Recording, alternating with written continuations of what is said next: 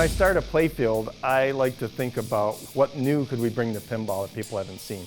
I really wanted a flowing game because that just felt like Venom, and I think we really achieved that.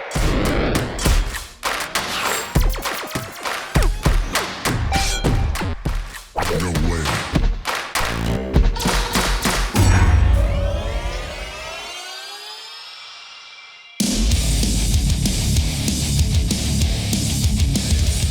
So Venom, I think, is a great fit for pinball. He's such a rich world that he can play in. There's been so many stories written about him. We just had an immense amount to draw from. So Brian and I started getting together, we started having meetings. I knew a lot about Venom. I collected all the comics back then. He has different hosts, and we thought we could do a lot with it. Almost everybody has been a host to Venom at some point, but that's kind of the appeal of the character, is that he can become whatever you want him to be. So right from the beginning, I think Dwight had the initial idea of he wanted different hosts for Venom. And I like to make games that have lots of breadth. So breadth requires lots of different stuff that you can do, and each new mode or feature needs a different character to go along with it. So we decided that we wanted to let the player change host every ball. So each host has different abilities, so it's really up to the player to kind of choose their play style. Took that a step further and saying, well, let's change the game, change the shots along with it. When you change your host, you also change the ball paths that you shoot. You change where a lock is going to be for this host or that one, where a combo will be for this host or the next one. There's a 180 scoop that whips the ball back to you in 180 degrees that actually rotates and changes into 3 different shots. So one of them's a 180 scoop, the next one up is a dead stop and hold of the ball. And then the third one activates a U-turn, and that loops the ball right back to the player really fast. That particular mechanism, so underneath there's a motor with a few switches and a cam that determine when it's going to stop. A 2-position mech like that is pretty simple. Once you add in a 3rd position, that gets a little tricky because you don't have a guaranteed location to key off of. But I spent a bit of time making sure that that works correctly. Right off the bat, when Brian and I first learned that we're going to do Venom, well, of course we're going to use Zombie Eddie. We're going to use Jeremy Packard. I'm very familiar with Venom. I kind of loved that character. I love that era. He's drawn all the comics forever. He's just knocked it out of the park. I really tried to kind of homage, I guess, a little bit Todd McFarlane going into Mark Bagley. I feel fairly successful in the playfield in that I got every character there, some of them more than once. Not only that, but we took his art and we used it to do the display too. So the look and feel of his characters on all the artwork is exactly the same with the look and feel in the display. So it's a very cohesive package. We got Mark Tremonti to do music for us, and he's awesome. We met him a couple of times. He's a great guy. A few years ago, I reached out to my friends at Stern and I said, I really would love to be a part of anything you got going on in the future. Here we are. I got a machine with my music in it, and it's a dream come true because I've been a pinball fanatic for 25 years now. We had several tracks from him, and they were great, and Dwight said, yeah, I think he should be Eddie Brock. When I first turned in the music for the game, I hoped that that music would fit the pinball vibe, and when I heard it in action, I was like, this is the best pinball music vibe I could ever hope for. Yeah, I think the Tremonti music was a great fit for Venom just because of the speed and the energy and the drive that's in the music. Dwight wanted each character to have their own music. When you change to Flash, you get sort of military orchestral, you know, kind of the dun dun dun dun dun dun dun dun dun dun, you know.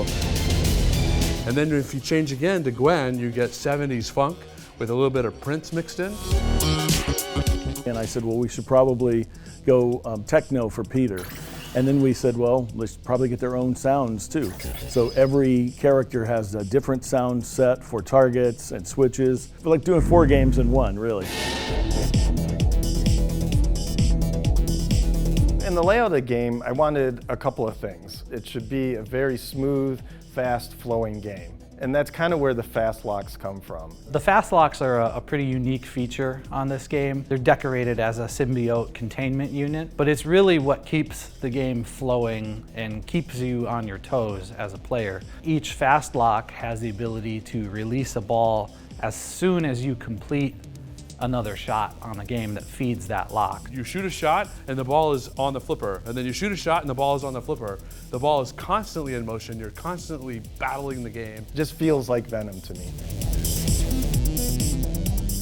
It also kind of flows into, it's a battle game. So we had to have some big characters for you to fight. And we have Carnage, the main villain of the game, and he's going to be in the back corner, and we want the player to be able to push him back into Ravencroft and lock him up. So the captive ball mech with Carnage, I think, is really unique because it actually saves your position on how hard you hit it. So it really depends. If you just graze it, he's only going to move a little. If you hit it really hard, he may go back 3/4 of the way. The initial versions were a little rough. I think this is version 12, but ultimately we went with some wheels and a ratchet system. You can actually see the holes in the plate, and every time you push them up, there's a little, what's called a pawl, falling into those holes and keeping them in the place. I think the whole planet knows about Venom and Carnage, but there's a lot of symbiotes that are lesser known. We have 20 different characters in the game because we need lots of villains. So every time we want to have a different mode or a different thing that we're doing, we need another character for it. So Marvel was great at that. Marvel said, here, have all these guys do anything you want with them, and we did. So I wanted to make a special mech for another character that you battled. So we came up with Doppelganger, who swings out into the playfield, has 3 targets hanging from him. He's basically the surprise attack character. So you're not sure when you're playing exactly when he's going to jump out. The initial version of Doppelganger was just a straight up and down, and we realized very quickly that when it was in the up position, it kind of hid a lot of the playfield. You couldn't see some of the inserts and some of the shots on the right side. Actually came up with a really clever mechanism. It's a simple molded cam underneath that still uses a single coil to cause the rotation and vertical movement at the same time. He swings up out of the way when he's not involved in the gameplay, and then when it's time for him to attack, he swings forward, surprise attack. It's a really surprising moment if you haven't seen it.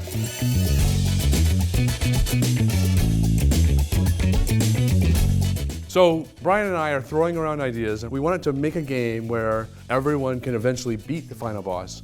And it became clear that we needed some system, and we were like, well, Insider Connected is the magic. So we invented this experience point system where you level up, and your level and other things are saved for you from game to game with Insider Connected. Leveling up, I think, is a natural to bring into pinball. And in our game, it means that your character gets stronger the more you play. So instead of a mode-based game, we have these things called paths. Each host gives you a different path toward the end of the game.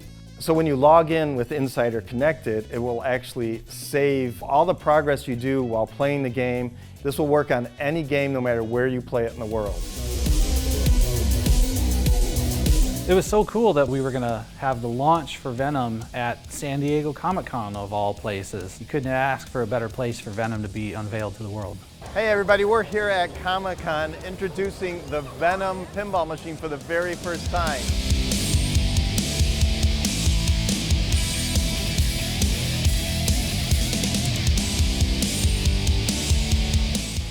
Venom is the first game to be produced at the new Stern factory.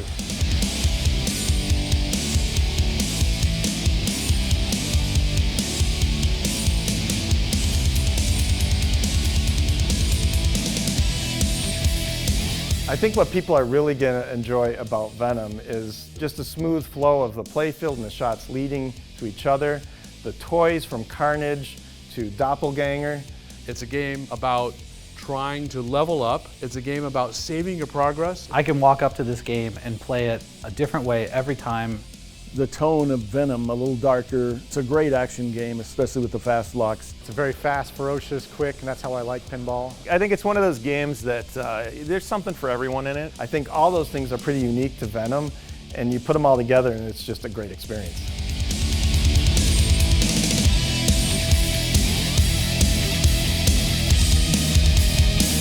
I like to say, choose your host, change the game. I hope marketing picks up on that.